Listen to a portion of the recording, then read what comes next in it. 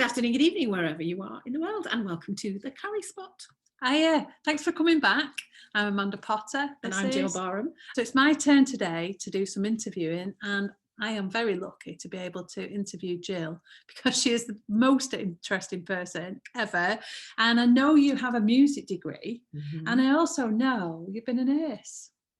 How? Well, it's quite an interesting story, isn't it? Yes, I went to university and I did singing at university. And I came out of there and basically I was too young to continue my singing career because your voice doesn't develop. I was a soprano, or I am a soprano.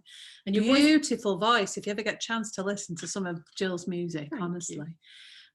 So your voice doesn't develop until you're in your mid to late 20s. And so I needed something to do.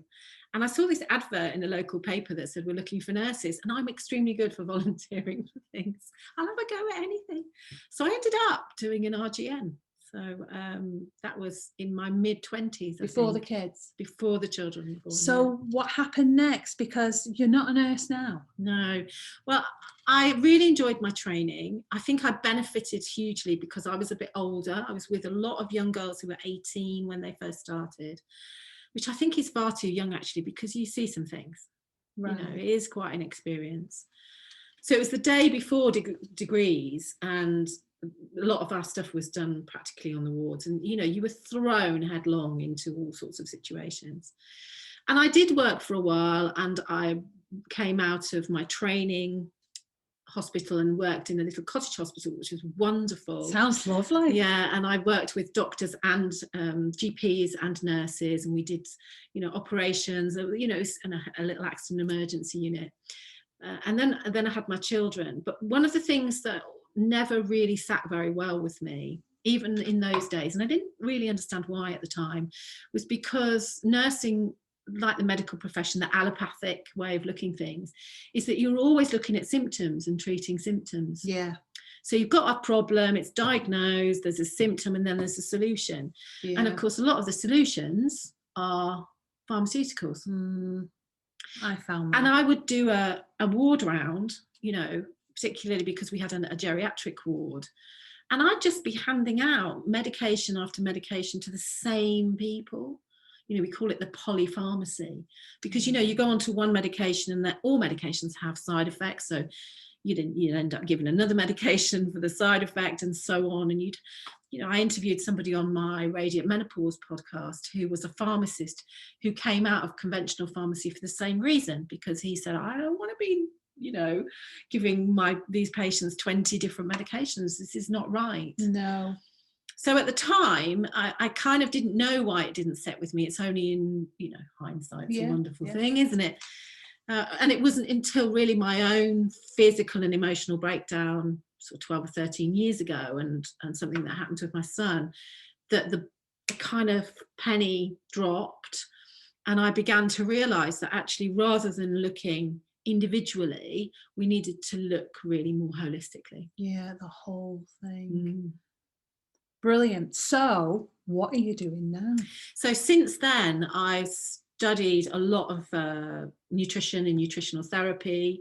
I've got loads of experience with herbs and nutraceuticals, really high-class supplementation, food. I run actually an addiction recovery program around nutrition. So there's all sorts of things that I've used this for. And more recently, I suppose I've always worked with women largely, but a lot of what I do now is really helping women to navigate the menopause. Yes, the Radiant Menopause. Yeah. Tell us how we can find out more information if we're struggling in that way. So I have a website called the Radiant Menopause, radiantmenopause.com, and there are the direct links in there to the podcast. So there are at least, I don't know, nearly 40 episodes. There's a great one of you and I actually in there. It's a matter of opinion.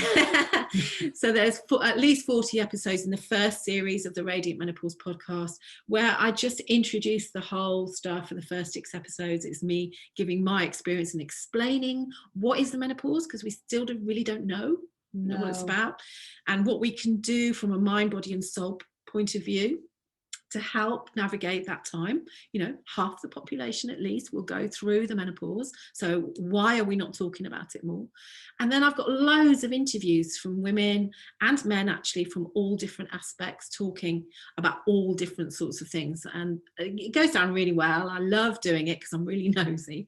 But I also have programs where I help women to sort of clean up their diet so that their body can function, because really what I do is all about building health rather than treating symptoms.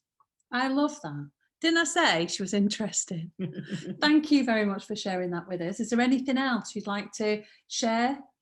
I think one of the most important things is that for women is that we tend to put ourselves last, and we're going to probably, this is going to be a bit of a theme of this podcast, isn't it? You know, we do tend to put ourselves at the bottom of the pile, and one of the things that we want to do with this Survive and Thrive podcast here is to raise the awareness for women that, you know, it's really important that you look after yourselves. You're the kind of rudder of the ship, you know, you're the captain of the ship.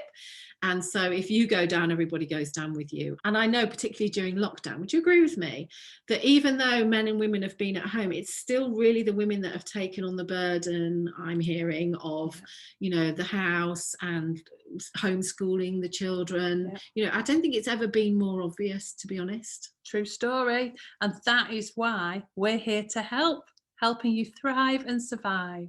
Thank you for tuning in. I hope you have found out far more information about Gill, and see you next time.